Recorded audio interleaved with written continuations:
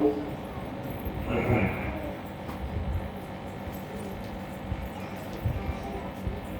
संत सदगुरु बाबा जय गुरुदेव जी के श्री चरण कमल पर आकर सर्व प्रणाम। वर्तमान समय के संत सदगुरु बाबा माकान जी महाराज के श्री चरण कमल पर आकर सर्व प्रणाम। उपस्थित सभी सत्संगी प्रेमी भाई बहन, बच्चे बच्चे, बड़े बुजुर्ग, सबको मेरा प्रणाम सादर जय।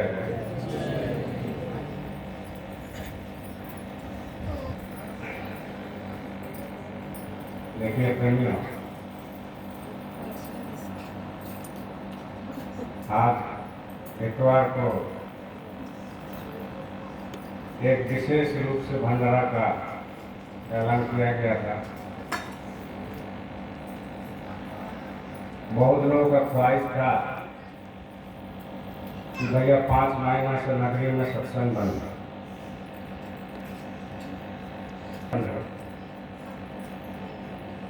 तो हम लोगों को मन ठीक नहीं लग रहा है। तो अब आप आना शुरू कीजिए, और जैसे चल रहा था ऐसा ही हम लोग को आत्मा का भजन होना चाहिए।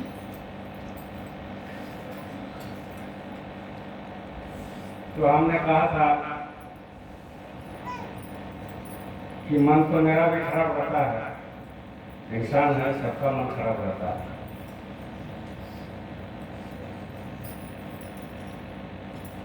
तो मालिक का दया होगा तो फिर शुरू किया जाए, क्योंकि कोई नहीं चाहता है कि अपना घर को कोई बर्बाद करे, कोई नहीं चाहता। आप भी नहीं चाहते हो कि हमारा संसार में 4 गो लड़का है, 2 गो लड़का है कि डेली झगड़ा हो। आप भी चाहते हो मिलजुल करके अपना सब अपना काम करे, घर में चले, बढ़िया से चले, शांति रहे। वैसा ही हमारा बाबा जय गुरुदेव जी महाराज भी चाहते थे जो बगीचा लगाए हैं इसमें किसी तरह की दिक्कत ना हो, ये आगे चल करके और विस्तार हो और काम होता रहे। तो उन्होंने एक उत्तराधिकारी खड़ा कर दिया, जो आज का वर्तमान युग का संत सदगुरु है, जिनके पास नाम का धन है, जो नाम दे रहे हैं। और गुरु महाराज शरीर छोड़ देने के बाद लगातार एक दिन में 2, एक दिन में 1, एक दिन में 2, एक दिन में 3 ऐसा प्रोग्राम सत्संग चल रहा है और बड़ी जोर शोर से चल रहा है। अगर गुरु महाराज किसी को खड़ा करके नहीं जाते, किसी को उत्तराधिकारी बना के नहीं जाते, तो हम लोगों को बहुत दिक्कत होता है। दिक्कत क्या होता? बोलिए जय गुरुदेव, जोर से बोलिए जय गुरुदेव। दिक्कत क्या होता है कि हमारे जो लड़के बच्चे हैं और हम जिनको सुनाएंगे, हम जिनको अध्यात्म के बारे में बताएंगे कि भाई आगे कैसे चलना है, तो ये धन कहाँ मिलता अगर उत्तराधिकारी बना के नहीं जाते। किसी भी महात्मा, किसी भी संत, किसी भी सदगुरु, वो क्या करते हैं, एक जानसिंह को बना के जाते हैं। जानसिंह मतलब कि जो सदगुरु में जो ताकत होते हैं, सदगुरु के पास जो पावर होते हैं, वो जिनको बना देते हैं उनके पास पूरा भर देते हैं। वो पावर उनके पास पूरा दे के जाते हैं, नहीं तो काम नहीं कर पाएंगे। जो आपको अभी परम संत सदगुरु बाबा माकान जी महाराज जी के पास दे के गए,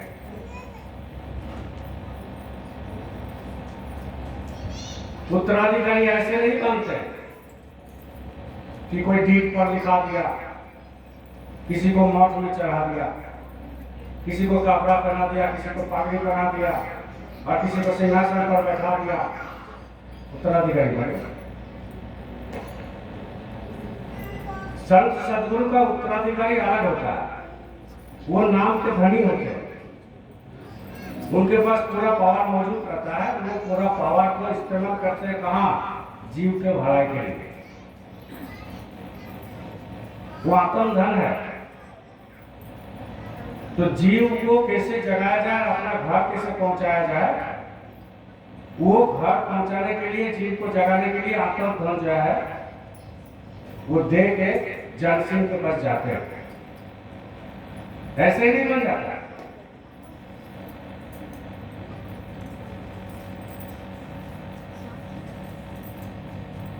गुरु महाराज से जो मांगा, गुरु महाराज उनको वो चीज दिया। कोई नाम दान मांगा तो नाम दान दे दिया, कोई पैसा मांगा तो पैसा दे दिए, कोई गाड़ी मांगा तो गाड़ी दे दिए, कोई घर मांगा तो घर दे दिए, कोई जमीन मांगा तो जमीन दे दिए, कोई मान सम्मान मांगा तो मान सम्मान दे दिए। कोई चीज की कमी नहीं रखे। ये गुरु महाराज सबको दिए, हमको भी दिए, आपको भी दिए, जो बैठे उनको दिए। जो गुरु महाराज के शरण में गए उनको सारे चीज दिए। कोई कोई बीमारी भगाने के लिए गए तो बीमारी भी भगा दी। आपको सोचते हैं ना कि भैया हम तो गए थे, बीमारी हमारा भगा नहीं। अब मान लीजिए मेरा शुगर है, गुरु महाराज के पास गए, गुरु महाराज बोले कि ये चीज मत खाओ, और घर में आकर फिर वही चीज हम खा रहे हैं, तो गुरु महाराज की दया थोड़ी हो जाएगा। तो अपने मन नहीं कर रहे, तो कैसे बीमारी बढ़ी? तो मालिक ने जो मांगा मालिक के पास, वो मालिक हमारे संत सदगुरु, प्यारे सदगुरु, वो उनको दिया। भले वो रख नहीं पाए, बहुत लोगों को नाम भी मिला, नामदान तो मिल गया, लेकिन रख नहीं पाए। क्योंकि गुरु महाराज ने बताया था कि मांस मछली अंडा मत खाना, अगला क्या रही रख पाए तो गुरु महाराज का क्या दोष?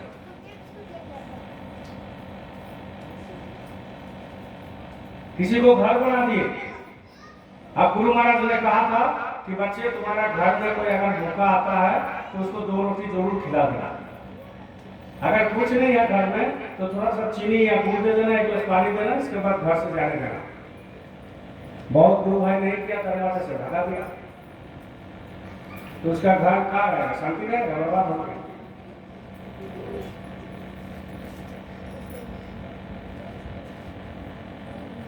गुरु महाराज ने मान सम्मान भी दिया, सबको दिया। यहाँ कितना लोग यहाँ बैठे हैं, 100-200। किसी का घर में मुर्गा चलता था, दरवाजा में 10 रुपये मुर्गा पड़ा हुआ। किसी का घर में जैसा ही दरवाजे में पैर रखा था, हरिया का गंध आता था, इसी में बैठे हुए।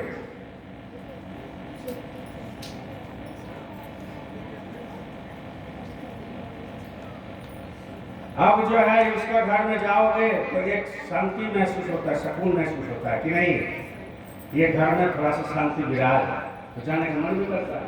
तो किसने दिया? आपका कर्तव्य से हुआ, गुरु महाराज ने दिया। अब बाद में जब शांति के ऊपर शांति के ऊपर शांति, शांति के ऊपर शांति, बरकत के ऊपर बरकत जब होने लगा तो उन्होंने सोचा क्या गुरु क्या करेगा, सब हमारी मेहनत से होगा, हम मेहनत करते तब तो होता है। वहीं पर हो गया खेल, खेल बिगड़ गया।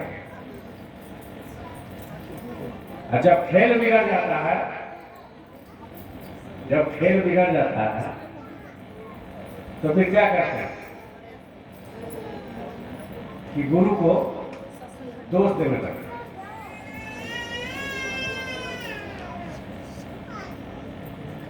हमारे साथ 1 नवंबर में घटना घट गया, जो संगत के लोग किया।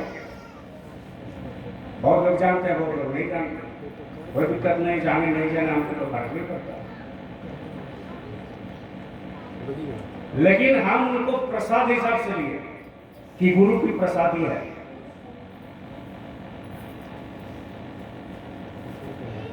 कुछ भी हो संसार में, उसको आप गुरु की प्रसादी का हिसाब से विजय लेंगे तो आप संसार में टिक जाएंगे, गुरु के पास टिक जाएंगे। और वही अगर गुरु को दोष देते तो क्या होता कि ना रहे घाट का न घर, गुरु से भी गए, संसार से भी गए। इसीलिए हमारे गुरु महाराज कहा करते थे कि दुनिया में कुछ भी गलती हो जाए, बोलो जय गुरुदेव, दुनिया में तुमसे कुछ भी गलती हो जाए, ये माला मत छोड़ना।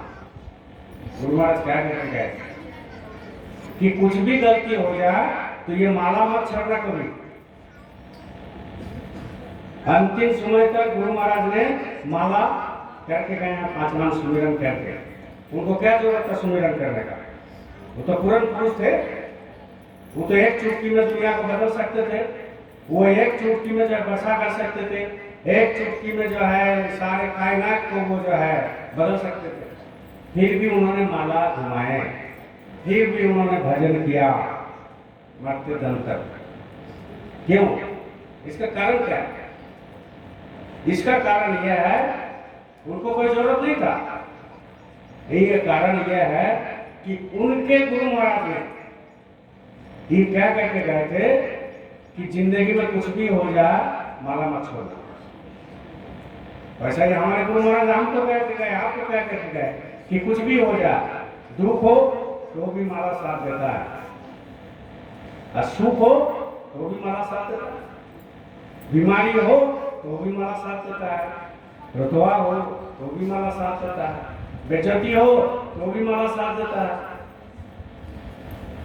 घर में खाना नहीं हो, ऐसा ऐसे समय जी देखे हैं, मेरे साथ घटना, आपके साथ भी घटना घटी है कि भाई घर में खाना नहीं है तो सुमिरन में बैठ गए, भजन में बैठ गए, तो कोई आके पूरा चावल देके चले गए। ऐसा भी हुआ। क्यों? इसीलिए कि जो देने वाले हैं वो बाहर तो है, जो देने वाले हैं वो तो बाहर है, वो कहाँ पर है? हमारे अंदर में। तो अगर हम 10 को रोटी खाते तो भी देख रहा है, भूखे है तो देख रहा है, बाहर थोड़ी है यहाँ। तो जब यहाँ है हम 2 रोटी खा रहे तो देख रहे हैं, और हम 10 रोटी खा रहे तो देख रहे हैं, हम पनीर खा रहे तो देख रहे हैं, और हम मार भात खा रहे तो देख रहे हैं, नमक भात खा रहे तो देख रहे हैं, हम अगर उपवास है तो भी देख रहे हैं, सब चीज देखते हो। परमात्मा को दोष देने का मतलब क्या है? परमात्मा को या गुरु को दोष देने का मतलब है गुरु को धोखा देना। गुरु को दोष देने का मतलब है गुरु को धोखा देना। और ये जो प्रकृति का जो नियम बना हुआ है, इस नियम को अगर कोई शंका करते हैं तो गुरु के ऊपर तो शंका, परमात्मा के ऊपर शंका। क्यों?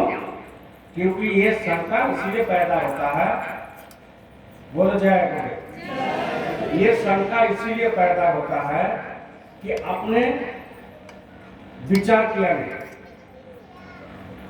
बुद्धि लगाया, विचार किए नहीं, अब विवेक का इस्तेमाल किया। विवेक का इस्तेमाल हर क्षण करना चाहिए, हर क्षण। 2-4 महीने में बात कर लेंगे वो नहीं, क्योंकि वो ऐसा है, प्रैक्टिस है। विवेक का जो यूटिलाइज होता है, व्यवहार होता है, वो हर क्षण होता है, हर क्षण होता है।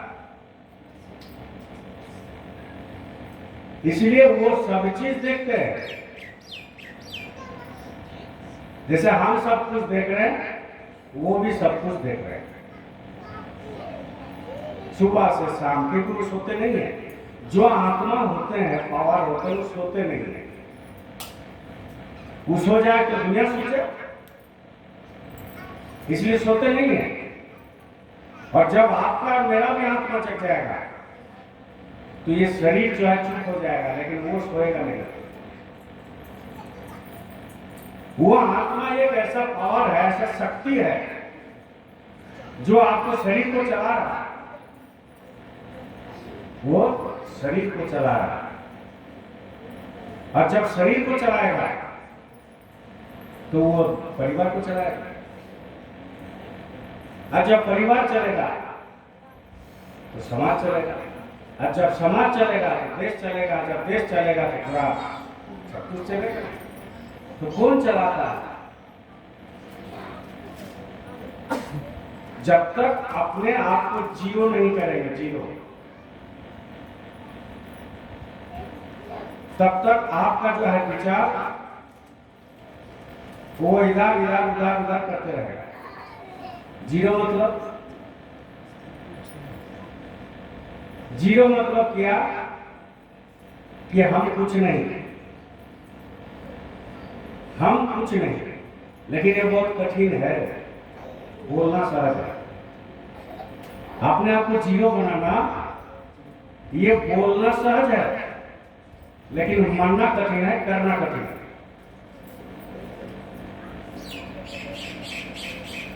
अब जीरो जब बन जाता है तो मन चुप हो जाता है, विचार चुप हो जाता है। और जैसा ही विचारों का जो समूह होता है, वो विचारों का जो समूह होता है, वो जब एक जगह में चुप हो जाता है, तो ये जो स्थूल शरीर है इसमें वो रहते नहीं है, इसे निकाल जाता है, क्योंकि शरीर से कोई काम नहीं।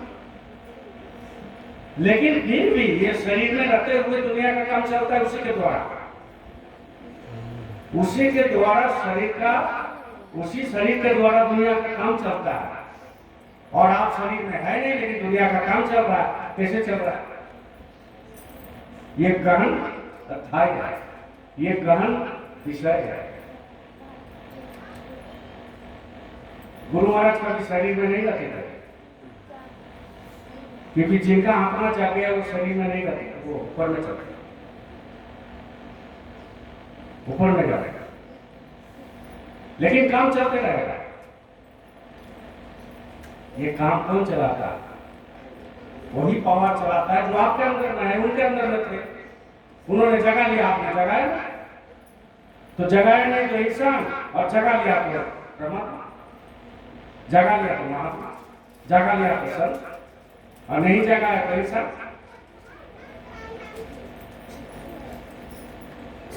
और इंसान अगर नहीं जगा, इंसान अगर संसार में नहीं जागा तो वो शोर होता। क्यों? क्योंकि वो कुत्ता में भी वही चीज है जो आप में है, अब मुर्गा में वही चीज है जो आप में है, गाय गोरु में जो चीज है वो आप में है, वही पावर आप में है, उसमें भी चिट्ठी में वही है, आप में है। लेकिन ऊपर वाला ने कहा किया कि आपसे कुछ कराएंगे, इसीलिए आपने तो हाथ दे दिया, तो पांव दे दिया, तो आंख दे दिया, तो कान दे दिया, तो नाक दे दिया, मुंह दे दिया, शरीर दे दिया, बुद्धि दिया, विचार दिया, विवेक दिया। बड़े बड़े काम दुनिया को करना है, इसलिए तो ये बनाया। बोलिए जय गुरुदेव।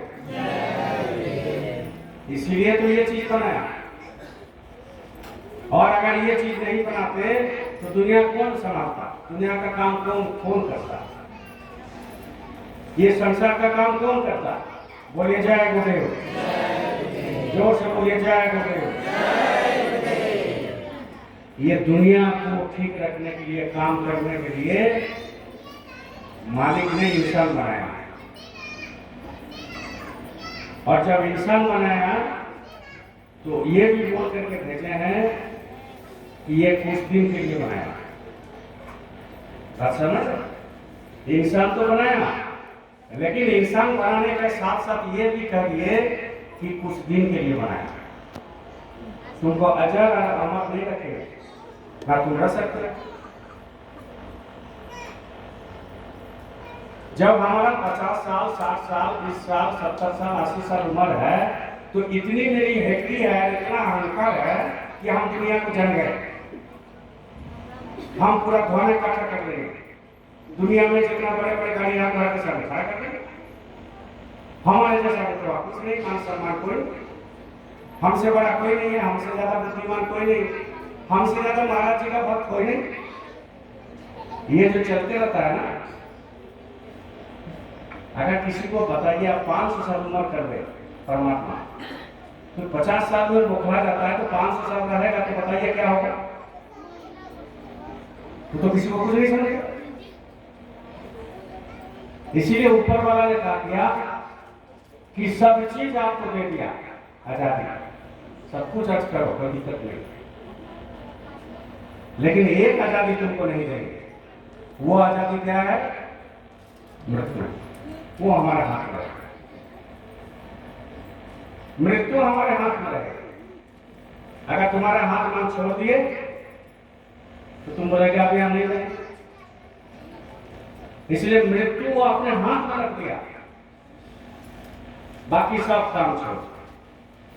ट्रेन पकड़ो तो तुम्हारा काम समय से पहुंचो, पढ़ाई लिखाई करना तो समय से करो, खाना खाए तो समय से करो, सब काम तुम कर लो। वो आजादी है, उसमें हम दखल नहीं देंगे। लेकिन ये जो चल रहा है ना, जीता जागता श्वास, ये भगवान है।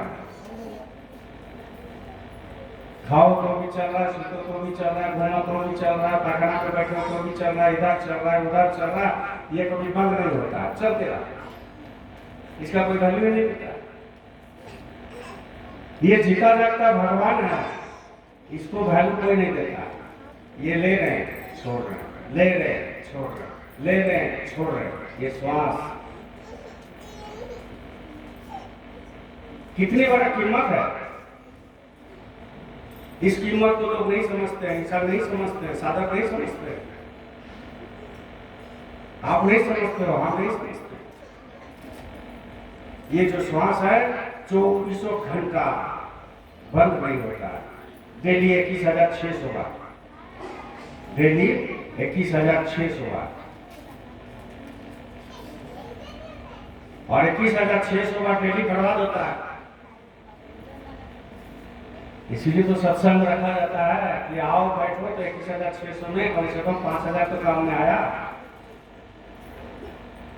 आज मान लीजिए कोई गुरु भाई नहीं आया, ये काम है, वो काम है, ऐसा है, ऐसा है, लेकिन 5,000, 2,000, 4,000 जो भी हो वो तो बर्बाद हो गया। तो बर्बाद कैसे हो गया? तो घर में खाना बना रहा, बच्चे को भी खाना देना है, क्या यहाँ भंडारा नहीं चल रहा? यहाँ खाना नहीं मिलता? नहीं, कपड़ा पीसना है तो कपड़ा अच्छे पीसना है, काम नहीं पीसना। अच्छे पीसना है, काम नहीं पीसना।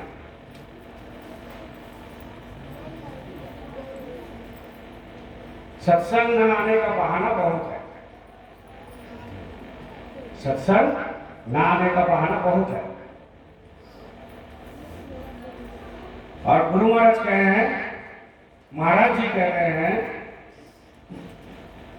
कि जो साप्ताहिक सत्संग में नहीं आएंगे वो सत्संगी, जो से बोलिए, नहीं कहलाएंगे। नहीं है, नहीं है, बिल्कुल छाट दिए। तो सत्संग में रहेगा नहीं रहेगा तो अलग बात है। लेकिन महाराज जी का श्री वचन है, बाबा उमाकांत जी महाराज का श्री वचन। क्यों? क्योंकि ये जैसे जैसे दिन बदलते हैं, युग बदलते हैं, महात्मा चले जाते हैं, दूसरे महात्मा जो आते हैं, जो उत्तराधिकारी बनाती है उत्तराधिकारी, तो उनको ये चीज मालूम रहता है कि अभी कौन सा कानून लागू करना है समय के अनुसार।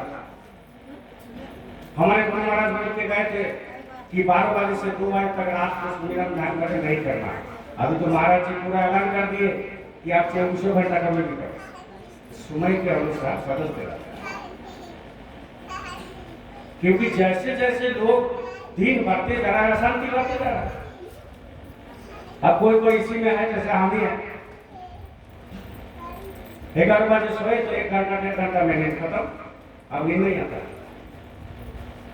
नींद नहीं आता। तो आप गुरु महाराज बोल के गए थे भाई 12 से 2 बजे तो नहीं बैठना है, तो चुपचाप क्या करोगे? टीवी देखोगे कि मोबाइल देखोगे? लेकिन महाराज जी उस कानून को हटा दिए। तो मालिक ने क्या किया कि 12 से 2 बजे तो जो बंद था उंगली कुछ करो, एक रास्ता बन गया। अब बैठिए, अरे जब मर्जी बैठिए भाई, इसके लिए कोई नहाना नहीं है, कपड़ा नहीं चेंज करना। यही तो मजा है संत मत, संत मत में यही तो मजा है। ना आपको अगरबत्ती की जरूरत है, ना आपको फूल की जरूरत है, ना आपको इलायची डालने की जरूरत है, ना आपको टीका लगाने की जरूरत है, ना आपको चंदन लगाने की जरूरत है। ना आपको ड्रेस बदलने की जरूरत है, ना आपको और कुछ करने की जरूरत है, ना सामने फोटो रखने की जरूरत है, कुछ जरूरत नहीं है। संत मत में ही एक मजा है। और इसीलिए तो सीधा सीधा, तो जब सीधा है तो आपको सीधा काम करना, हमको सीधा काम करना। सीधा काम क्या क्या है भाई? जो जैसे रूप में हो बैठ जाइए, जो जैसे रूप में हो आप बैठ जाओ। 2 मिनट, 1 मिनट, 4 मिनट, 5 मिनट, ये नहीं है कि आपको बैठे रहना है तो 4 घंटा आप बैठ भी नहीं पाओ। कोई सवाल ही नहीं, कोई सवाल ही नहीं। बोलो जय गुरुदेव, जोर से बोलो जय गुरुदेव। तो 1 डेढ़ 2 घंटा बैठ नहीं पाओगे, या 15 मिनट बैठ नहीं पाते हो, क्योंकि अंदर में जो विचार चलता है ना भयंकर, ऐसे ऐसे विचार है जो कभी आपने सोचा नहीं, जिंदगी में नहीं सोचा, वो विचार आपके मन में आता है। और जैसे जैसे मन एकाग्र होगा, मन और विचार शून्य की तरफ जाएगा। मन और विचार एक साथ रखता है, यहाँ कोई बाहर में टोकरी में नहीं रखता, सब उसमें रखता है। ये कब अलग अलग होगा? जैसे जैसे आपके आध्यात्मिक उन्नति होगा, विचार को दिखाई देगा, मन को दिखाई देगा, संकल्प को दिखाई देगा, विकल्प को दिखाई देगा, बुद्धि को दिखाई देगा, निश्चय को दिखाई देगा, अनिश्चय को दिखाई देगा, विवेक को दिखाई देगा। हर चीज अंदर में एकदम पूरा सिनेमा जैसा चलता है, रील जैसा। जैसा एक रील 3 घंटे का चलता है ना, वैसा ही अंदर में एक रील चलता है। वो रील हमेशा दिखाई देने लगेगा। जैसे जैसे आप चढ़ोगे, ऐसे नहीं चढ़ने से कुछ पता नहीं चलेगा, चढ़ना पड़ेगा। तो जैसे जैसे चढ़ोगे आपको कोई चीज दिखाई देगा। तो जब दिखाई देने लगेगा तो साधक सावधान हो जाता है, साधक सावधान हो जाता है। और विचार जैसा ही शून्य हो गया, मन जैसा ही शून्य हो गया, तो आपका तीसरा नेत्र दिव्य चक्षु खुलने में सुनाई नहीं लगता है। ये भी एक ऊर्जा है। आप यहाँ बैठे हो, हम बैठे हैं, क्यों? क्योंकि ये पॉजिटिव आपके अंदर जा रहा है। पॉजिटिव, जब पॉजिटिव किसी का अंदर जाता है तो उसके अगल बगल में, ये जो बैठे हैं ना, इसके अगल बगल में एक ऊर्जा पैदा होता है। ऊर्जा, जब ऊर्जा पैदा होने लगेगा, ऊर्जा जब पैदा होने लगेगा, बोलो जय गुरुदेव। जब ऊर्जा पैदा होने लगेगा तो लोग आपकी बात को सुनेंगे, आपकी बात में मधुरता आएगा, आप विचार विवेक से काम करोगे, आपकी भाव अलग बन जाएगा, आपका चहनी, आपका रहनी, आपका कहनी सब जो है अलग दिखाई देने लगेगा। क्यों? क्योंकि वो आप ऊर्जा से घिरे हुए। और जैसा ही कुछ गलत काम हो जाएगा वो ऊर्जा हट जाएगा, ऊर्जा हट जाएगा। और वही ऊर्जा को रखने के लिए संत महात्मा कहते हैं कि भाई इसको संभाल के रखना, इसी ऊर्जा को संभाल के रखना। तो संभाल के रखने का मतलब क्या है? कि हमसे कोई गलती ना हो जाए, हमसे कोई गलती ना हो जाए, इसको कहते हैं संभाल के रखना। इसीलिए सत्संग बहुत जरूरी है। सत्संग तो बहुत लोग देते हैं, ऊर्जा नहीं। बड़े बड़े लोग आते हैं, बड़े बड़े भाषण सुनते हैं, हम भी सुनते हैं, ऊर्जा नहीं, आकर्षण नहीं है, मैग्नेट नहीं है, चुंबक नहीं है, मन के अंदर घुसता नहीं है, बाहर आता है, बाहर निकल जाता है। ऐसा सत्संग से हो जाता है। सत्संग होना चाहिए ऊर्जा से भरा हुआ, और जब ऊर्जा से भरा हुआ रहेगा वो सत्संग आपको दिल में चोट करेगा, और दिल में जब चोट करेगा आपको जिंदगी में सुधारने का मौका मिलेगा और आपको सत्संग अच्छा लगेगा, सुनने को अच्छा लगेगा। नहीं तो बस सेवा हुआ चले जाओ।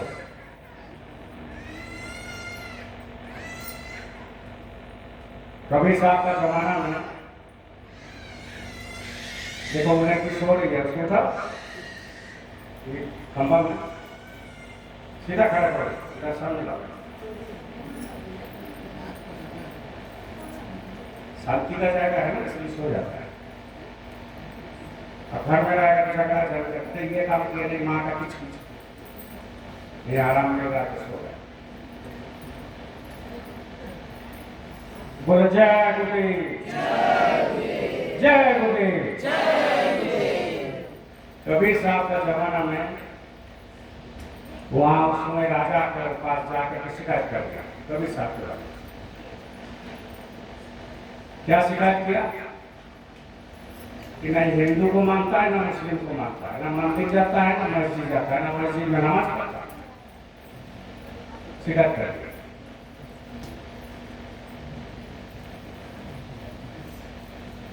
तो जब शिकायत कर दिया तो राजा हमारा बुलाए, कबीर साहब को बुलाए, अब चले गए। कबीर साहब को बुलाए और चले गए। कबीर साहब भाई छोटा बन के रहता है, आज जिस रास्ते में हो कबीर साहब का एक रास्ता है, 400 साल पहले वही तो रास्ता आए थे संत था, लेकिन पहले कोई नहीं जानता। तो राजा के सामने खड़ा कर दिया। राजा बोले कि आप मानते नहीं हो, खुदा को नहीं मानते हो? मानते, 100% मानते। जो दुनिया के लोग नहीं मानते हम मानते। जैसे हम लोग बोलता है ना, पूजा पाठ नहीं करते, भगवान को मानते। काले हमको एक आदमी बोला, हमारा दुकान का बाबा कि दादा हम लोग देवी देवता को नहीं मानते, क्योंकि दुकान में नमो महाराज महाराज जी का फोटो टंगा हुआ है, देवी देवता का फोटो है।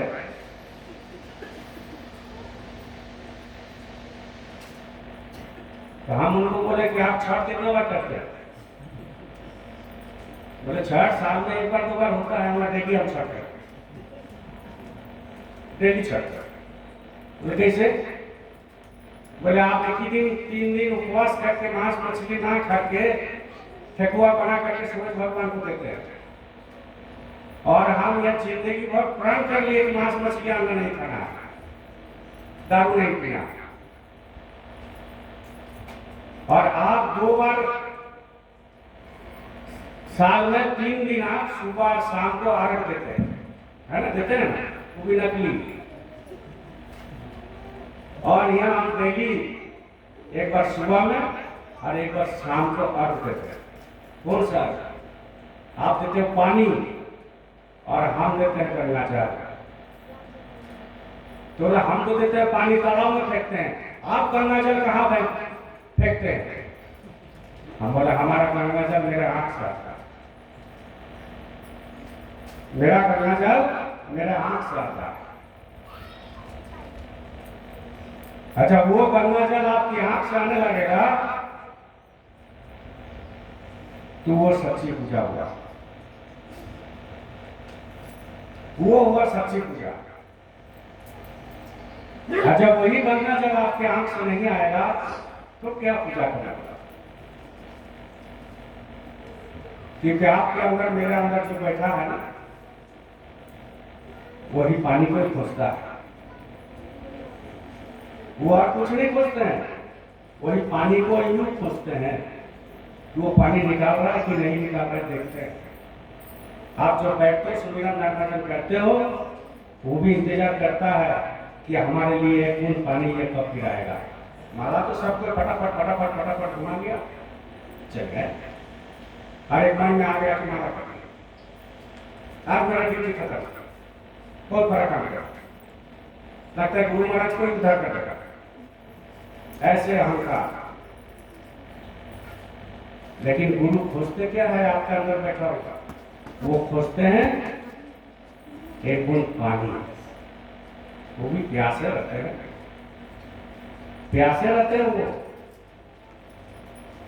वो कोई खाना का प्यास या आपका लाडू इलायची दाना केला और बादाम का नहीं रखते, वो प्यासे रहते हैं आपका एक बूंद पानी का। वो कौन सा पानी? जो आपको ये आंख से निकलेगा। और जब ये आंख से पानी निकलेगा तो समझ लेना आपका काम नजदीक है, नजदीक।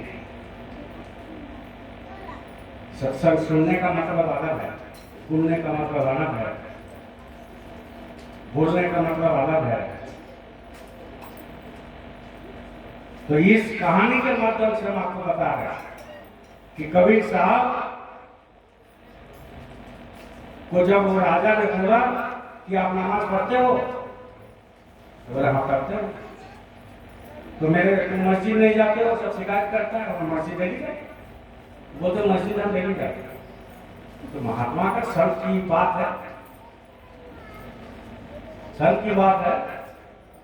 अरे कोई मिट्टी का बनाया या पत्थर का बनाया तो वही मस्जिद हो गया क्या? वही मस्जिद हो गया। मस्जिद तो अंदर में है। तो कबीर साहब अपना हिंस में कह दिए निशाना में कि मंदिर मस्जिद हम नहीं जाते, नमाज पढ़ते। आप मेरे साथ जाओगे? हम चले। अब मस्जिद में ले गए, अब मस्जिद ले गए। राजा जो है सामने उठक बैठक करने लगे, करने के लिए तैयार हो गए और कबीर साहब को बुला लिया। तो कबीर साहब उसका बोले कि आप करो, हम पीछे साइड में बैठ के करते हैं। कबीर साहब का किए दीवार में खड़ा होकर चुपचाप खड़ा है।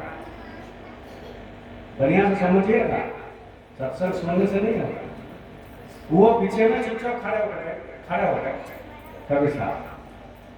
और महाराज जो है, जो राजा थे, वो जब उठक बैठक करने लगे, एक बार उठे तो पीछे तरफ देखे और फिर एक बार कान पकड़े, पीछे तरफ देखे। क्या देख रहा है? ये देख रहा है कि कबीर उठक बैठक कर रहा है कि नहीं, नमाज पढ़ रहा है कि नहीं। लेकिन कबीर साहब एक शर्त लिए थे राजा कि राजा हम जाएंगे मस्जिद एक ही शर्त पर। बोले तुम्हारा सब शर्त मंजूर है। बोले आप जब नमाज पढ़ेंगे तो हम भी पढ़ेंगे, आप जब नमाज नहीं पढ़ेंगे तो हम नहीं पढ़ेंगे। बता दिया कबीर साहब। अब जो है बाकी उठक बैठक किया, जब नमाज हो गया तो कबीर साहब को गाली कर लिया, कबर पकड़ लिया। बोले तुम बेईमान है, तुम धोखा है, तुम्हारा बाप का कोई वैल्यू नहीं है, तुम बोल क्या है, नमाज नहीं पढ़ा। तो कबीर साहब तो कुछ बोला नहीं, वो बोला कि शांत रहिए महाराज, आपसे मेरा शर्त क्या हुआ? मेरा शर्त ही हुआ था जब हम नमाज पढ़ेंगे तो तुम भी पढ़ो। बस। तो आप दिल से छाती पर हाथ रख करके बोलिए और मन से बोलिए आप नमाज पढ़े हैं? आप तो हमको देख रहे हैं, आप नमाज पढ़े हैं, आप तो हमको देख रहे थे। तो जब आप नमाज नहीं पढ़े तो हम कैसे पढ़े? आपके साथ ही ना शर्त था। अब आपको कोई कहेगा कि सत्संग जाएंगे की शर्त पर, आप सत्संग सुनेंगे तो हम भी सुनेंगे, पता है? आप उसको पीछे में बैठा दिए, वो चुपचाप बैठा हुआ नया आदमी है। और आप कोई बच्चा खेल रहा है उसके तरफ देख रहे हैं, कोई उधर घूम रहा है उसके तरफ देख रहे हैं, यहाँ बढ़िया बढ़िया प्रसादी रखा है उसके तरफ देख रहे हैं। तो आदमी अगर पूछेगा, आदमी को पूछेंगे आप सत्संग सुने, तो अगर बोले आप सुने हैं, आपको तो हम देख रहे थे इधर उधर घूम रहे थे, मन बकरी चराने का। सत्संग सुनना तो सीधा बात नहीं, बहुत कठिन है।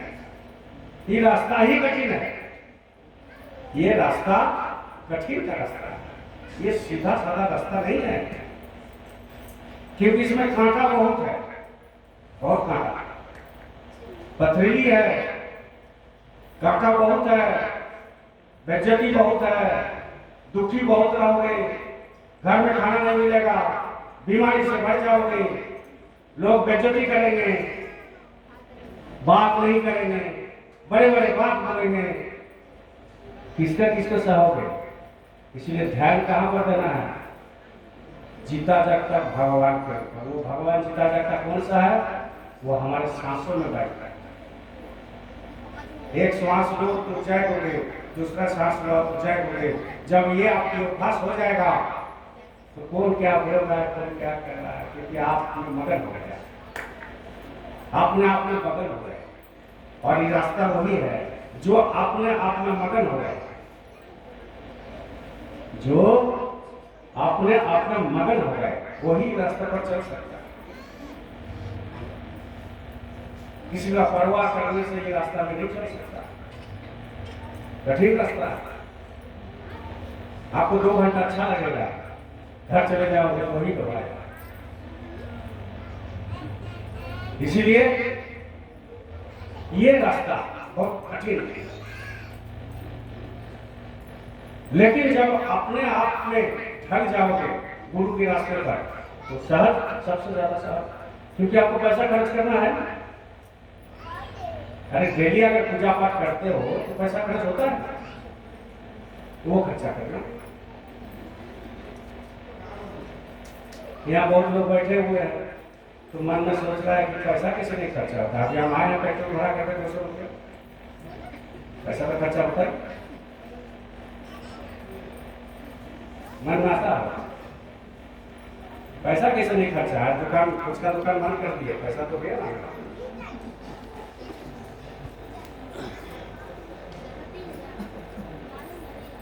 लेकिन ये आत्म पूजा के लिए आप कर रहे हैं, आत्मा को पूजा करने के लिए सत्संग कर रहे हैं। सत्संग पैसा देकर मिलता है। अगर हमारा दुकान बंद है, हमारा अगर नुकसान भी है, कल भी हमारा दुकान से हम वहां से 5 बजे निकल चुके, नुकसान है कि नहीं है? आज भी स्टाफ के भरोसा में नुकसान है कि नहीं है? लेकिन आत्म धन से ज्यादा बड़ा नुकसान है क्या? हमको अगर आत्म धन मिल जाता है, हमको अगर सत्संग मिल जाता है, तो इससे बड़ा नुकसान है क्या? सबसे बड़ा फायदा इसमें है, जीवन के दाता, श्वासों के स्वामी, नैया की पतवार तुम पर खड़ी है। जीवन के दाता, श्वासों के स्वामी, नैया की पतवार तुम पर खड़ी है।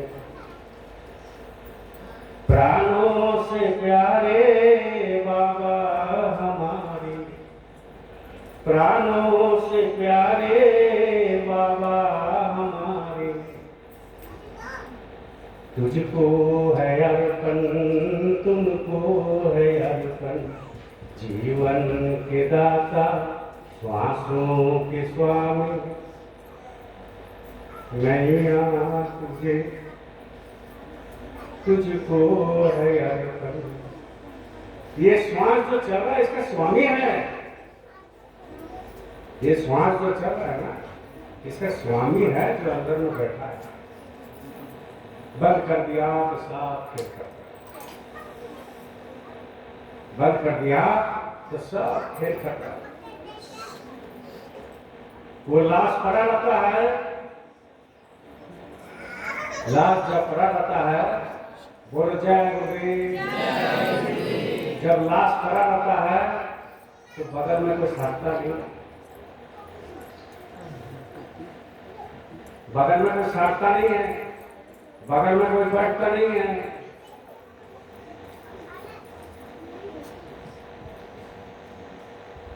तो इस मिट्टी से क्या फायदा? अरे ये जो मिट्टी है, उस मिट्टी से जब प्रतिमा बनाया जाता है, माँ दुर्गा हो, काली हो, हनुमान जी हो, जो भी हो, जब बनाया जाता है तो उस मिट्टी का कीमत है। उसमें जा करके आप और हम जिंदा जाकर के सजदा करते हैं, उसको लाडू चढ़ाते हैं। बात तो नहीं करता है लेकिन लाडू चढ़ाते हैं। और हमारा ये मस्जिद अगर गिर जाए, ये मंदिर अगर गिर जाए और अगर मर जाए, इसके पास कोई लाडू रखेगा? रखोगे? लाडू रखने तो दूर की बात है, प्रसादी रखने का तो दूर की बात है, उसके बगल में नहीं सकेगा, उसके बगल में नहीं सूखेगा। तो इसका फायदा क्या है? फायदा एक ही चीज है, जब तक तुम शरीर में हो इससे काम कर लो, इससे काम कर लीजिए। घर बनाना है, ठीक है, बनाइए, कौन मना करता? संत मत मनाएंगे। अच्छे गाड़ी में चढ़ना है, चलिए, संत मत मनाएंगे। अच्छे कपड़ा पहनिए, पहनिए, संत मत मनाएंगे। बैंक में पैसा जमा कीजिए, संत मत मनाएंगे। संत मत में सब कुछ मना नहीं है। लेकिन आपको घंटा, 2 घंटा, 10 मिनट, 20 मिनट आपको अंदर में जो है घुसना पड़ता है। जब तक अंदर में नहीं घुसोगे, ये बाहर का सब अच्छा लगेगा। जो साधक अंदर में जाएगा, जो साधक अंदर में जाएगा, ये बाहर का सारा चीज फीका पड़ने लगेगा। और जो साधक अंदर में नहीं जाएगा, वो साधक है नहीं। तो जो अंदर में नहीं जाएगा, उसको बाहर का सामान अच्छा लगने लगेगा। लेकिन हमको बाहर का सामान अच्छा लगना नहीं है, हमको अंदर का सामान अच्छा लगना है। और अंदर का सामान तब अच्छा लगेगा जब आपकी मन, आपकी विचार शून्य हो जाएगा और आप अंदर धसोगे और अंदर जाओगे, तब जाकर के बाहर का सामान फीका लगेगा। बेकार है, बेकार पड़ा हुआ है, बेकार है, रिश्ता बेकार है, ये सब कुछ बेकार है। क्यों? क्योंकि ये गिर गया। इतना जाल बिछा के रखा है, आप इसमें पार नहीं कर सकते। इतना जाल बिछा हुआ चांदी का, और वो जाल से आप पार पाओगे? एक एक डेट पर, एक एक सेकंड पर, एक एक पल पर जाल बिछा हुआ।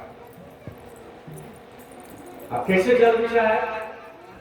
जैसे ही आपके हाथ में उन्नति होने लगेगा, आपका ये जो 6 गो घर है, 6 गो घर है, सबसे नीचे में जो है द्वार चक्र, इसके बाद लिंग चक्र, इसके बाद नाभि चक्र, इसके बाद हृदय चक्र, इसके बाद कर्क चक्र, इसके बाद आपका अर्धा चक्र। ये 6 गो घर है। आप जो है ये 6 गो घर जब नीचे चक्र से पार होते हो तो ऊपर जाएगा, तो साधक का काम वासना ज्यादा हो जाता है, काम वासना ज्यादा हो जाएगा और गुस्सा ज्यादा होगा, गुस्सा ज्यादा होगा। कुछ करने का वो मन में सोचेगा, कुछ करें, हम दुनिया को बदल दें। इसी को संभाल के रखना है। इसीलिए तो कहते हैं साधु छोटा बनो, इसलिए महात्मा कहते हैं छोटा बनो। क्योंकि जैसे जैसे आपका साधना ऊपर तरफ जाएगा, ऊर्जा ऊपर तरफ जाएगा, यहाँ पहुंचेगा, तो काम वासना बढ़ जाता है, क्रोध बढ़ जाता है, लोभ में फंसा देता है, हिंसा में फंसा देता है, चर्चा में फंसा देता है, बस फिर नीचे तरफ जाने लगता है। ऊर्जा, ये ऊर्जा है, शक्ति है, ऐसे उठता है। और जैसे ही आपका इधर उधर हो गया तो फिर नीचे गिर जाता है। इसीलिए तो क्या होता है, कभी ध्यान भजन में अच्छा लगेगा, ऊर्जा पर ऊपर जा रहा है, लेकिन कुछ नजर हमारे गलत हो गया, हमारी नजर वही ठीक गया तो गलत हो गया, तो गलत हो गया तो ऊंचा नीचे ना। इसीलिए गुरु की जरूरत पड़ता है, इसलिए गुरु की जरूरत पड़ता है। गुरु की अब जरूरत क्या है? इसलिए जरूरत पड़ता है कि हमारे ऊर्जा को संभाल के रखे, और वही ऊर्जा पावर और शक्ति है, और वही शक्ति को अपने धाम पहुंचा दे। इसलिए तो गुरु की जरूरत पड़ता है। और ऐसे ऐसे गुरु नहीं, सदगुरु की जरूरत पड़ता है, जो आपको हर पल हर क्षण आपको ध्यान रखे। मेरे बच्चे, जब ध्यान रखेंगे तो आपको आसान हो जाएगा, तरीका आसान हो जाएगा। इसलिए अपने आप को देखना चाहिए, पहले अपने आप को देखें। दूसरे को जिंदगी में क्यों दखल देते हो भाई? सभी सत्संगी को हम आज मन से ऐलान करते हैं, जब अपना अपना जिंदगी वो जी रहा है, कोई पैसा उधार लिया, तुमको क्या जा रहा है वो समझेगा? कोई कुछ गलत काम कर दिया, तुमको क्या दिक्कत है वो समझेगा? किसी का घर में झगड़ा हो रहा है, तुमको क्या दिक्कत है वो समझेगा? किसी का बेटी शादी में नहीं हो रहा, उससे तुमको क्या दिक्कत है वो समझेगा? किसी का बेटा जो है नंगड़ा पैदा हुआ, तुम देखो बेटा, तुमको उससे क्या मतलब, वो आपने समझेगा? किसी का लड़की गलत रास्ते पर चले गए कुछ दिन के लिए, तो तुमको क्या मतलब वो समझेगा? काहे बीच में घुसते हो भाई? हैं? काहे घुसते हो? ये सत्संगी को हम बता रहे हैं, खाली ये नगरी का नहीं, पूरा झारखंड अपना देश का सत्संगी, क्योंकि ये यूट्यूब चलता है, पूरा चलता है। अरे दूसरे को घर में क्यों दखल देते हो? दूसरे को घर में दखल दोगे तो तुम्हारा घर बर्बाद होगा। दूसरे के घर में दखल दोगे तो तुम्हारा साधन भजन नहीं बनेगा, गुरु भक्ति कम हो जाएगा, और सत्संगी के ऊपर विद्वेष हो जाता है, एक दूसरे से झगड़ा हो जाता है।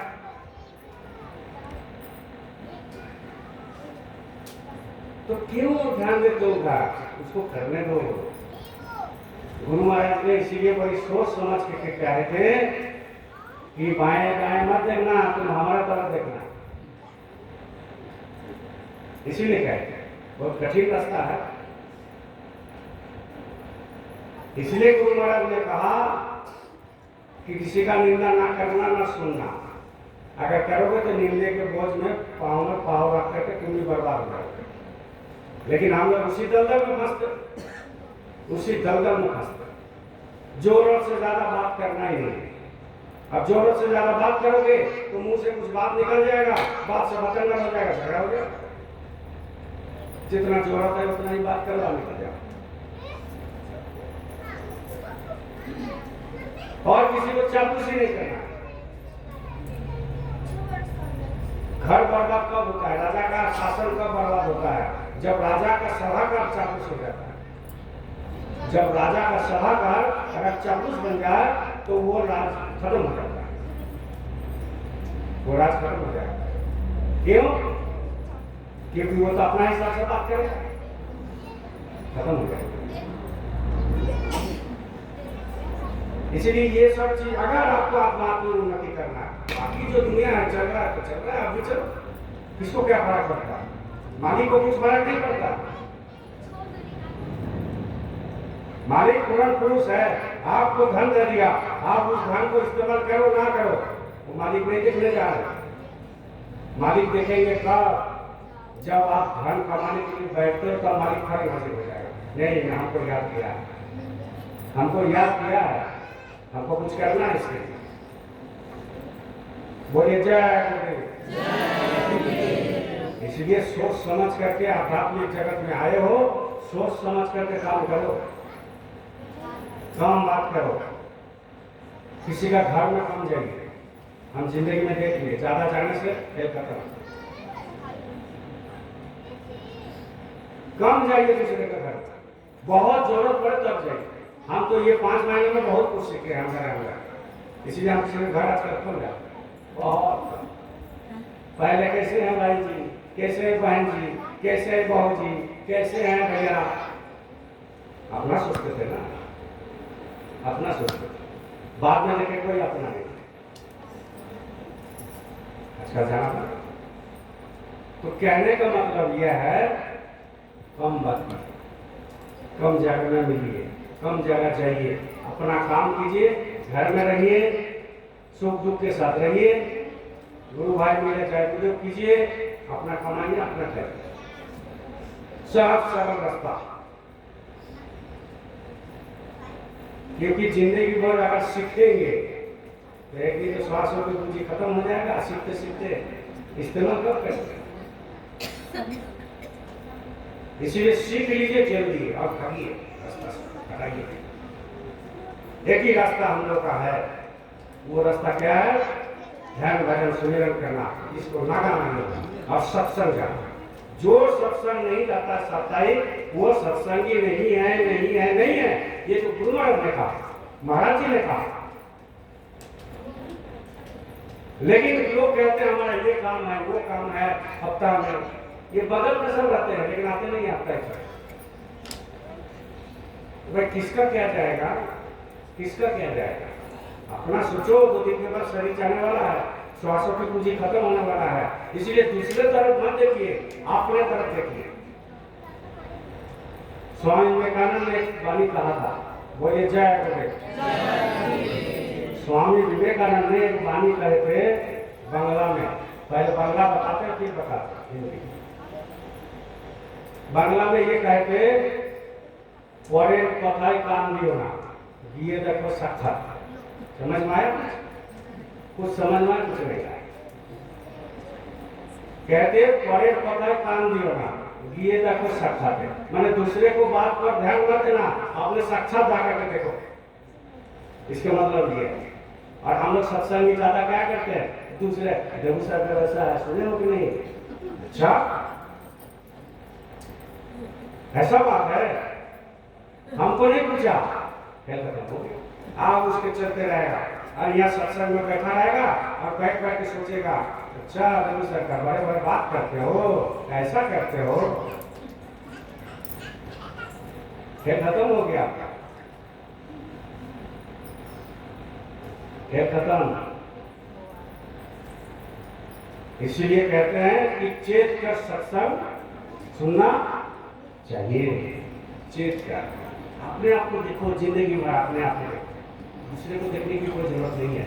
ऐसा ही झूठ है, भीड़ है, भीड़ बहुत है लेकिन आदमी क्या? भीड़ बहुत है लेकिन आदमी अकेले। भीड़ तो बहुत है, जब जाने के समय कौन जाता है? अकेले जाते हैं। जाने के समय अकेले जाते हैं, भीड़ तो बहुत है। अभी देखो मेरे साथ कितना लोग हैं, सामने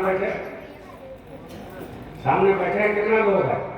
अभी का अभी नहीं जाएगा, अभी का अभी शरीर छूट जाए तो हम तो अकेले न चले गए। आप जाओगे क्या? नहीं ना जाओगे? कौन जाएगा? हाथ उठाइए। कोई नहीं जाएगा। देखो घर तुम्हारे हाथे नहीं निकाल। अब बोलेगा कि तू जाना है तो जाओ भाई, हमको नहीं जाना, अभी हमारा बच्चा को करना है, बेटा को शादी देना है, जमीन खरीद रहे हैं, उसमें हम घर बनाएंगे। कोई नहीं जाएगा भैया। इसलिए जब कोई नहीं जाएगा तो क्यों सोचे? इतना ही हमको सोचना है कि परवरिश करने के लिए उसको 2 रोटी चाहिए देना है, उसको लिखाने पढ़ाने के लिए पैसा चाहिए, कमाना है। पत्नी को ब्याह करके लाए हैं तो उसको भी हमको देखना है। माँ बाप हमको पैदा किया है तो उसको हमको बनाना है, मतलब उसको सेवा करना है, इतना ही देखना है। बाकी आपसे हमसे कुछ नहीं होने वाला, आपसे हमसे कुछ नहीं होने वाला है। इसलिए अपने आप को देखिए, अपने आप को देखिए। एक आदमी था, बढ़िया से सुनिए, एक आदमी थे, महात्मा का भक्त थे, महात्मा एक साधु का भक्त थे। तो साधु के पास एक दिन गए तो बोले हमको परमात्मा से भेंट करा दीजिए। तो बोले परमात्मा तो सीधा है क्या? मुड़िया गाजर है कि बाजार से खरीद के तुमको दे दिए, उसके लिए तुम कुछ मेहनत किया? जैसा बिजनेस के लिए मेहनत करना पड़ता है, ऐसा ही प्रभु को प्राप्त करने के लिए मेहनत करना पड़ता है। उसमें पूंजी लगता है और इसमें बिना पूंजी, और जब वो धन मिल गया तो ये धन क्या है? कुछ नहीं, पूंजी लगना नहीं। सबसे बड़ा पूंजी तो हमारे अंदर में है, आपके अंदर में। बस उस पूंजी को बढ़ाना है। पूंजी है छुपा हुआ, उस पूंजी को बढ़ाना है। तो महात्मा के पास गए तो बोले ऐसे थोड़ी महात्मा मिलते हैं, परमात्मा तुमको तो दर्शन हो जाएगा, लेकिन पहले तुम्हारा परीक्षा लेगा। तो परीक्षा देने के लिए तैयार है गुरु जी, आप आए तो कुछ नहीं, ऐसे लोग बोलते हैं ना, बोल दो। हमारे गुरु महाराज के पास एक आदमी गए, वो घी बेचते थे, घी डेली घी बेचते थे, हमारे के दर्शन करके निकालते।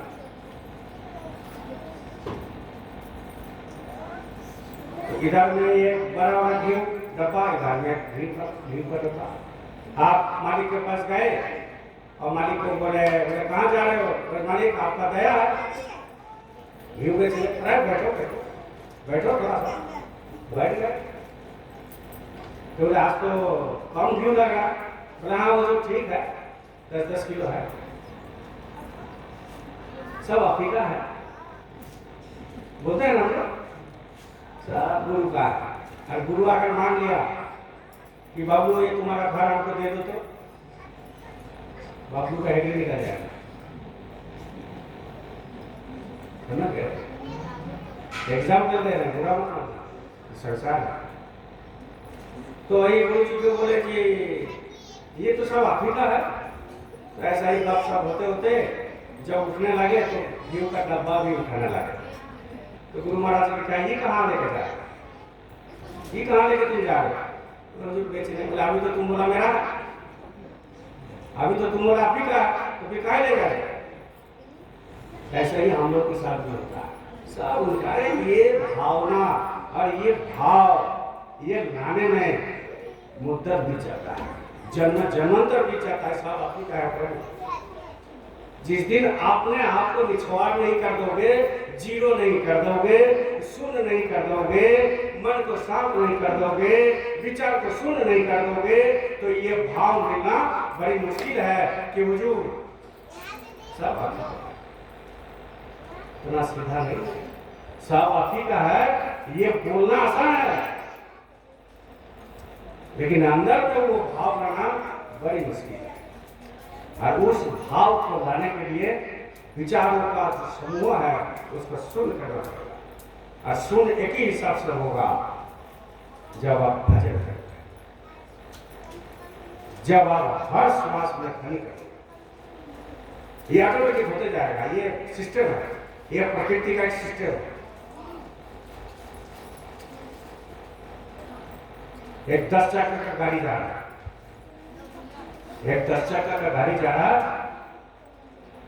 और सामने में एक छोटा सा कील मतलब कांटी, छोटा सा कांटी उस टायर में घुस गया। तो चाहे 10 चक्का हो चाहे 50 चक्का, वो गाड़ी जाएगा आगे, रुक जाएगा। वैसे जिंदगी को बर्बाद करने के लिए एक छोटा सा अगर कील घुस गया तो जिंदगी बर्बाद कर देगा, जिंदगी आपको बर्बाद कर देगा। ऐसा ही अगर आध्यात्मिक जगत में आप उन्नति चाहते हो तो वो कील से बचना है। और कील बहुत तरह की, कील में सत्संगी भी है, काल का एजेंट है, काल की दलाल है। कोई कुछ कह दिया वो हमको आके कहेगा, ये दलाल है। एक कील है वो पंचर करने वाला है, तो आपको पहिया नहीं जाएगा। इसलिए बहुत सावधानी, बहुत मुलायम रास्ता है। तो महात्मा बोले कि एक परीक्षा तुमको देना पड़ेगा। बोले परीक्षा देने के लिए देखा है आप है मुझे? बोले चलो ठीक है, देखो फलाना जगह में चला जाना, एक दरवाजा तुमको मिलेगा और उसमें अंदर में रूम है बहुत सारे, और वो दरवाजा खुला हुआ रहता है, मैंने बंद रहता है, तुम खोल लेना, खोल लेना। अब वो दरवाजा पास चला गया समय के अनुसार। गुरु जी कहते कि भोर में चले जाना, और उसमें बहुत धुआं सा लाइट चल रहा है। गुरु जी के अनुसार वो 4 बजे चलेगा। बढ़िया से सुनना, यह अपने जीवन के आधारित कर सब।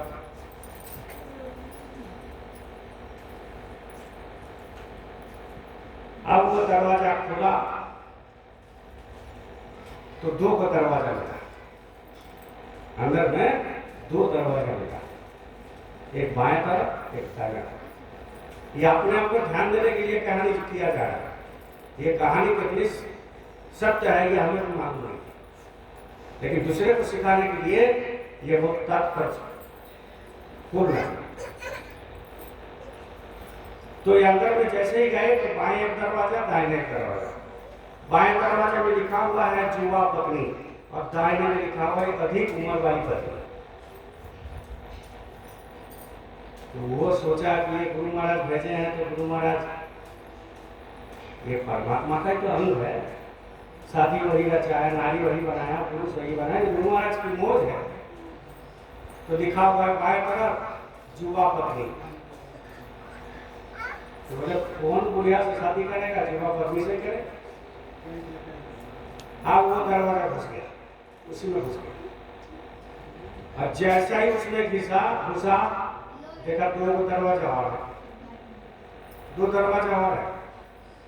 तो उसमें बाएं तरफ क्या लिखा हुआ है कि सुंदर नारी, और दाहिने तरफ लिखा हुआ है साधारण नारी।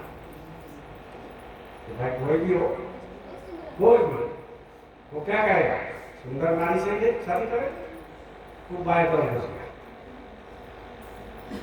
और फिर जैसा ही घुसा देगा फिर दरवाजा दो, फिर दरवाजा दो। तो एक दरवाजे बाएं तरफ लिखा हुआ है अच्छा खाना बनाने वाली, और दूसरा में क्या लिखा हुआ है? खाना ना बनाने वाली। समझे? तो अच्छा खाना बनाने वाली सबको चाहेगा भाई, कौन बनाएगा भाई बैठ के? ये बनाएंगे हम खाएंगे।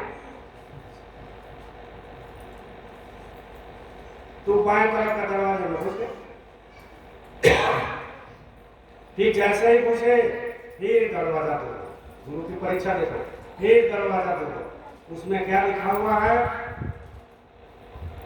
दहेज लाने वाली और ना दहेज लाने वाली। अभी कोई भी चाहेगा कि मोटरसाइकिल चाहिए, लड़की में सत्संग लेना है, जाना को बैठा कर सोचता है, लेकिन बाद में आता नहीं। एक लड़का बोला कि आप जो बोलेगा वही होगा, शादी लड़की देखिए, आप ओके कर दीजिएगा तो ओके हो जाएगा। ठीक है, चलो देखते हैं। लड़की लड़का को देखे, लड़की वाला का था, लड़का को देखे तो लड़का से पूछे क्या डिमांड है? मुझे एक मोटरसाइकिल चाहिए। और मोटरसाइकिल एक ही शर्त कर देंगे कि हमारा बेटी जब शादी करके जाएंगे तो तुमको हर बार, हर हफ्ता नहीं तो महीना में एक दिन नकली महीना है सत्संग देख दो आएंगे। और शादी हो गया, मोटरसाइकिल हो गया, मोटरसाइकिल बेच भी दिया।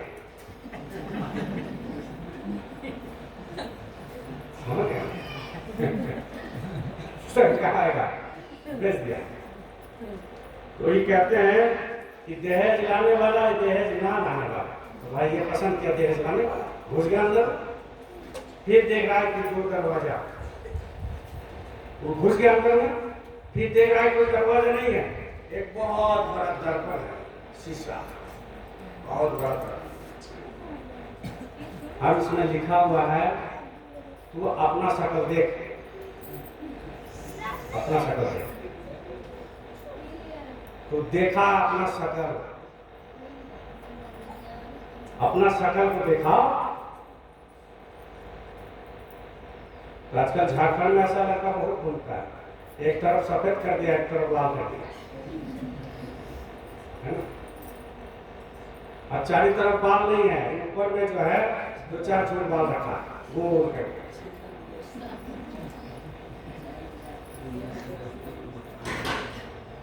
तो उस टाइप का था और काला रंग का था। तो जब देखा अपना शक्ल, तब तक वो जो सुंदर लड़की जो है उसको दिखा दिया उसी शीशा में। तो सुंदर लड़की उसको 10 ठोका दिया कि अपना शक्ल कभी देखा नहीं है यार, शादी करके चला है। तो वैसा ही ये कहानी है, सुनने में तो रोचक है, अच्छा लगता है, हंसते हैं, बहुत मजेदार चीज है। लेकिन अपने आप को कभी सोचा, अपने आप को देखा कि हम किसी का निंदा करने जा रहे हैं तो वो तो हमारा किसी का करेगा, किसी के पास ये जो स्वभाव जिनका है निंदा करने का, इसके पास उसके पास उसका, तो समझ लेना वो उसका निंदा दूसरा भी लोग कर रहा है। इसीलिए अपने आप को देखो कि हमको कितना हम माला किए हैं, कितना देर भजन किए हैं, कितना हम समय दे रहे हैं। रात को अफसोस होना चाहिए। अगर आप आध्यात्मिक जगत में है तो रात को एक अफसोस होना चाहिए कि भाई हम आज 21,600 बार में हम जो है 21,000 बर्बाद किए। ये 21,600 में 21,500 हम श्वास को बर्बाद किए, कुछ काम नहीं किया हमने। 100 बार किए, 25 बार किए, 30 बार किए, तो इसमें तो उद्धार हो गया। कहाँ 21,600 और कहाँ 50 बार जागृत ध्वनि कर लिया, खेल खत्म हो गया। अब कल देखो कुछ लोग आए थे रात को, 60-70 लोग थे कल, तो कल कोई फैमिली आए थे, वो अपना सुमिरन ध्वनि किया, 11 बजे चल दिया भजन करके। तो सोच रहा है कि आज नहीं जाने से नहीं होगा, कल हमारा कोटा पूरा होगा। तो क्या गुरु महाराज को रक्षा करोगे कि गुरु महाराज को उद्धार करोगे कि तुम अपना उद्धार होगे? अरे अगर हम ज्यादा कर लेते हैं तो हमको दिक्कत क्या है? ज्यादा सत्संग चले जाते हैं तो दिक्कत क्या है? ज्यादा सत्संग सुन लेते हैं, क्या दिक्कत है? इसीलिए ये महाराज जी जो है ना, ये मिनट मिनट पल पल ये मैसेज भेज रहे हैं, आपको दिखा रहे हैं, जगह जगह सत्संग दे रहे हैं, जगह जगह नाम दे रहे हैं, क्योंकि समय अब नहीं है ज्यादा दिन। लोग सोचते हैं समय बहुत है, समय अब नहीं है ज्यादा दिन, समय अब जाने वाला है जल्दी। ये जो चेतावनी बार बार दिया जा रहा है गुरु महाराज से समय से ही दिया जा रहा है, लेकिन अभी अत्यधिक दिया जा रहा है। उसका कारण है कि भाई आप सावधान होइए। आप खाली नगरी को ना देखते हो जी। अभी बीच में नहीं देखे महाराज जी बोले दूसरा दिन दुबई में कितना बड़ा तूफान आया कि नहीं? सुने हो कि नहीं? देखे हो कि नहीं? वो दुबई पूरा बर्बाद हो गया, उसमें पाकिस्तान में कुछ जो है क्षति हुआ बहुत ज्यादा। ये तो हमारी धरती है, हमारे महात्मा का धरती है, जो यहाँ पर अगर आता भी है तो उधर से उधर निकाल जाता है, यहाँ में नहीं। ये धरती है महात्मा का, ये भारत देश है महात्मा का धरती। अब उसकी छाया में हम लोग हैं, उसकी छावा में हम लोग हैं, उसकी कृपा में हम लोग हैं, उसकी रास्ते पर हम लोग हैं।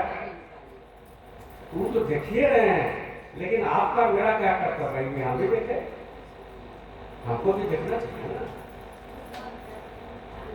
इसीलिए दूसरे का गलती कभी मत निकाला। सब ठीक है अपना अपना जगह, हम ठीक है, आप ठीक है, आप ठीक है, आप ठीक है, सब अपना अपना जगह में ठीक है। लेकिन एक ही गड़बड़ है कि सुमिरन ध्यान भजन नहीं करते। एक ही गड़बड़ है जो सत्संग नहीं आते। जब मालिक ने आदेश दिया कि हर हफ्ता सत्संग आना चाहिए और बोल रहा महाराज जी को मानते हो, क्या मानते हो?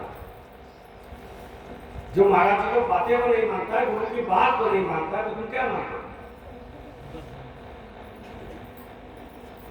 तो इसीलिए सबको कहते हैं जहां सत्संग मिले।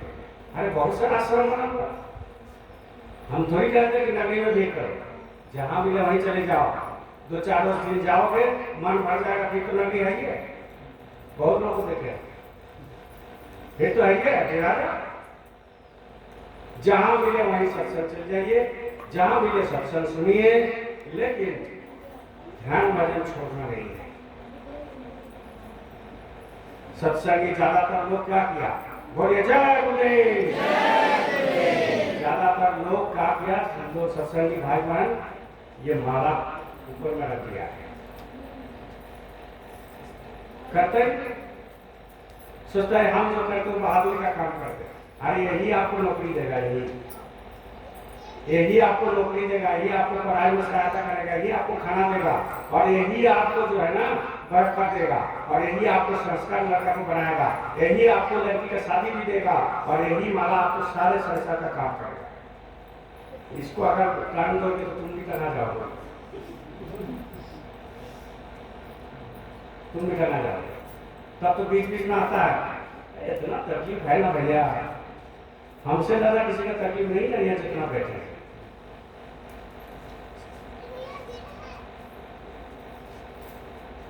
बहुत तकलीफ है भैया। कहे भैया ये है वो है फलाना ढगाना। अरे तो माला छोड़ दिया तुम्हारा। बोले नहीं भैया माला करते हैं डेली, बैठते डेली। तो वो कहानी अभी सुना नहीं कभी साहब का? बैठता तो है, कौन बोलता नहीं बैठता, लेकिन ये तन में ही सीमित रहता है। तन में, मन में सीमित नहीं रहता। तन में ही घूम रहा है, आंगुली घुमा रहा है, बस हो गया। तो बस करा दिया गुरु महाराज, बस बस हो गया। चलो बोलिए जय गुरुदेव, जय गुरुदेव। इसलिए सहन करना पहले कर्तव्य, सहन करना से। हमारे पास ऐसा तूफान आया था जनवरी में, हम सहन किए बहुत बहुत, इतनी सहन किया आप नहीं कर पाते, बहुत सहन किया। जिसके अंदर सहन शक्ति नहीं है वो आध्यात्मिक जगत में क्या कर लेगा? कुछ नहीं कर सकता। इसलिए सहन करना सीखिए। सहन नहीं करोगे आध्यात्मिक जगत में आपको कुछ नहीं मिलेगा। छोटा बनना तो बहुत मुश्किल वाला बात है, बहुत मुश्किल। उतना सीधा नहीं छोटा बनना। सबके सामने माफी मांग लिया, गलती कर दीजिए भैया, हमसे गलती हो गया, और दूसरा दिन से फिर अरे बहुत बदमाश है, इसको जो है माफी नहीं करता, छोटा नहीं बनना। छोटा बनने का मतलब है एक तो मिल जाना मिट्टी, कुछ भी बोले इससे क्या करता है। सुख भी तुम्हारे है,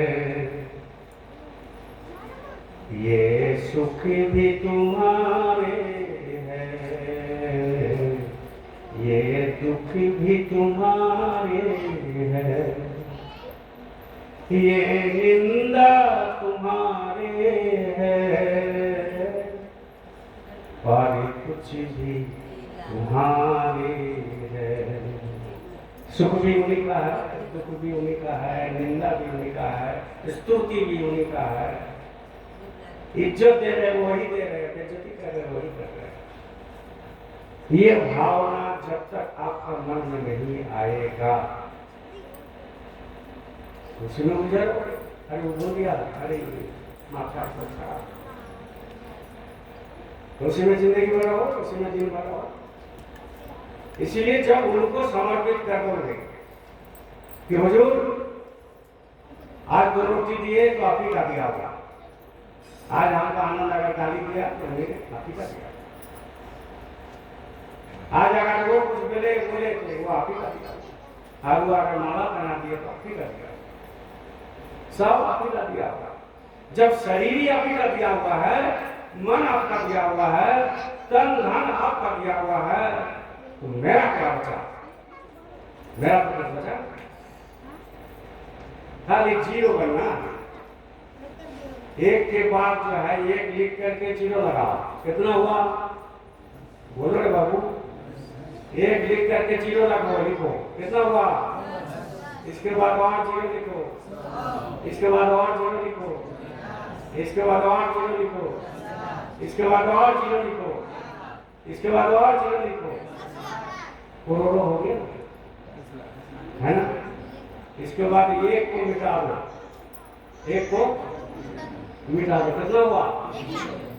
जीरो ही ना होगा।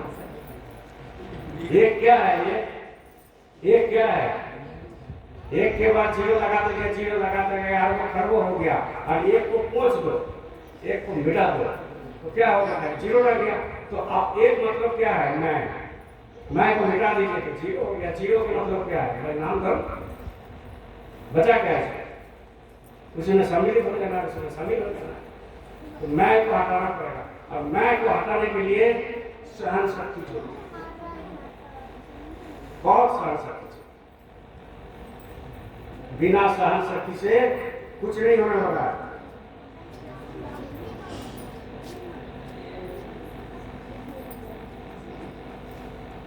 बोले जय गुरुदेव, जय गुरुदेव, जय गुरुदेव।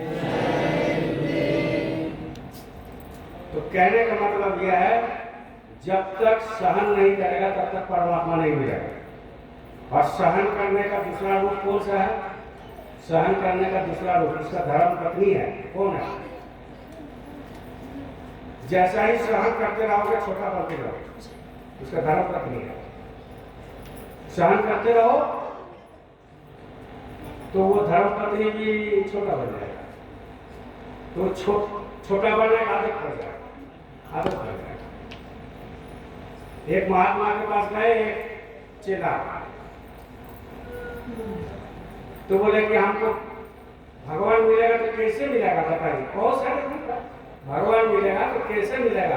आपके पास इतना दिन से सत्संग आ रहा है, कुछ एक नहीं हो रहा है, कुछ अनुभव नहीं हो रहा है, कोई नाम धन नहीं सुनने को मिल रहा है, न देखने को मिल रहा है, और आप सब एक को बता दिए, किसी को नहीं बताना है, तो इसका उपाय क्या है बताइए? तो बोले बेटा तुम्हारा सब गुण ठीक है लेकिन सहन शक्ति नहीं है। बोले कैसे नहीं? काले का आदमी गाली दिया तो हम कुछ नहीं बोले? बोले कुछ नहीं बोला। बोले नहीं, काले का आदमी अफसर बोला तो हम कुछ नहीं बोले, हाथ जोड़ करके आ गए। बड़ी अच्छा बात है, तो हम भी तो परीक्षा ले। बोले परीक्षा लीजिए। बोले चलो अब कुआं के बगल में महात्मा ले गए। कुआं के बगल में महात्मा ले गए और महात्मा इनको हिदायत दिया कि जब तक कुआं से एक बार तो पानी हमारा नहीं आ रहा तब तक तुम कुछ नहीं बोलेगा, चुप रहेगा। बोलेगी कौन सा बड़ा बात, पानी डुबाएगा पानी आता रहेगा। आप उसको बगल में तुमने वहां खड़ा कर दिया और बाल्टी तो नीचे फेंका हुआ था। आप महात्मा जो है पानी खींच रहा है तो ऊपर में जब बाल्टी आ जाएगा पानी है नहीं। ऐसे ऐसे 8-10 बार हुआ, इसका मन होने लगा खराब, बहुत इसका हिलने लगा। बहुत इसका हिलने लगा। यार हम कौन पागल के चक्कर में है, ये भगवान दिखाएगा जिससे एक बार भी पानी नहीं आ रहा है अंदर से, ये भगवान का दिखाएगा। फिर 10 बार 2 बार फिर हो गया। फिर बोला कि गुरु जी कुछ बोले। इसको बोला था कि चुप रहना, कुछ नहीं बोला। जब तक हम नहीं बोलेंगे बोले गुरु जी कुछ बोले। बोले बोलो। गुरु जी समझ गया इसका क्या था, सहन शक्ति खत्म। बोले बोलो बोलो बोलो। तो आपसे एक बार कि पानी नहीं खींच रहा है तो आप भगवान का दर्शन करें। तो रात तू खींच के देखा, तो उसको बुला लिया। अब वो डुबाया, इसके बाद जब खींचा तो पानी है। तो बोले मुझे पानी नहीं है। तो बाल्टी को उठा, तो बाल्टी को उठाया और इसमें पेंदी है अंदर में, बाल्टी के नीचे में पेंदी रहता है और इसमें लगा हुआ है। तो ये तो पूरा ऊपर नीचे दिखाई दे रहा है, पूरा कुआं दिखाई दे रहा है। तो पानी कैसे आएगा? तो फाका है, तो फाका है, पेंदी नहीं। बोले तू वही है, बिन पेंदी का लोटा है। ऐसे हमारा सत्संगी बहुत है, बिन पेंदी का लोटा। थोड़ा खराब बोलते इसलिए लोगों को अच्छा नहीं लगता, लेकिन जो सच्चा है वो अच्छा लगेगा। सच्चा सच्चा है, सच्चा सच्चा। एक तो मेरा परसों भी बंगाल में प्रोग्राम तो सब जगह मानते रहता है। बिहार में नहीं माना, कल नाम बोले ना सोमवार को, लेकिन हमने ठान लिया कोई नहीं जाना बंगाल से। आना नहीं है तो अपना घर। तो कहने का मतलब है गुरु को पकड़ के रहिए, गुरु को छोड़ना नहीं है। कुछ दिन के लिए नगरी को बर्बाद करने का कुछ कोशिश किया था लोग। बंद है? नहीं, बंद कर दे।